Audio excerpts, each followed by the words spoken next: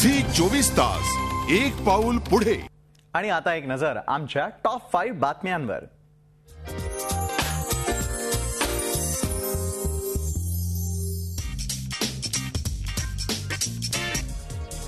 बॉलिवूडमध्ये आता कांटे की टक्कर सुरू झाली आहे ती किंग खान शाहरुख आणि खिलाडी अक्षय कुमार मध्ये.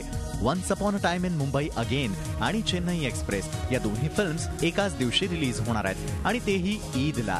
म्हणजे यंदा शाहरुख आणि अक्षयचंच युद्ध आपल्याला बिग स्क्रीनवर पाहायला मिळणार आहे. तेव्हा आता हे दोघेही जण आपापला सिनेमा प्रमोट करण्यासाठी नवनवे फंडे वापरतात का, पाहूयात. बॉलिवूडचा टफ मॅन म्हणून ज्याच्याकडे पाहिलं जातं तो अजय देवगण सध्या चांगलाच बेजार झालाय तो उन्हाळ्यानं. सत्याग्रह या प्रकाश झा यांच्या सिनेमासाठी अजय गेले 2 महिने भोपाळमध्ये शूटिंग करतोय. मात्र भोपाळच्या उन्हामुळे अजय देवगण सेटवरच कोसळला. उष्णतेमुळे त्याला अस्वस्थ वाटू लागलं आणि शूटिंग काही वेळासाठी थांबावं लागलं. Ajay get well soon. Shahid Kapoor आता पुन्हा एकदा विशाल भारद्वाजसह चित्रपट करण्यासाठी सज्ज झालाय. कमीनेमध्ये ही जोडी हिट झालेली होती. त्यानंतर मटरू की बिजली का मंडोला या सिनेमातही पुन्हा एकदा ही जोडी एकत्र दिसेल असं वाटलं होतं. मात्र शाहिदनं हा सिनेमा नाकारला. त्यामुळे या दोघांमध्ये काहीतरी बिनसल्याची चर्चा रंगू लागली.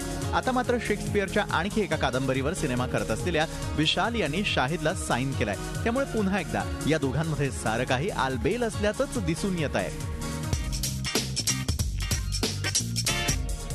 रज्जू या आगामी सिनेमामध्ये कंगना राणावत आपल्याला लावणीवरती थिरकताना दिसणार आहे. रज्जूच्या भूमिकेत असणाऱ्या कंगनानं या भूमिकेसाठी अक्षरशः जीव तोड मेहनत केली आहे. नृत्यात फारसा रस नसणाऱ्या कंगनानं यासाठी खास लावणी कलाकारांकडून प्रशिक्षण घेतलंय. तेव्हा कंगनाच्या या नव्या लुकमधला नृत्याविष्कार आपल्याला कधी पाहायला मिळणार याचीच वाट पाहूयात. औरंगजेब या सिनेमामध्ये अर्जुन कपूर आणि ऋषी कपूर यांचा सामना स्क्रीनवर पाहायला मिळणार आहे. मात्र या सिनेमाच्या शूटिंग दरम्यान ऋषी कपूरसह पहिला सीन करताना अर्जुन कपूरला चांगलाच घाम फुटला. मात्र ऋषी कपूरनं पुढाकार घेऊन त्याला प्रोत्साहन देत त्याचं टेन्शन चांगलंच कमी केलं. तेव्हा कुठे अर्जुनचा पहिला टेक ओके झाला.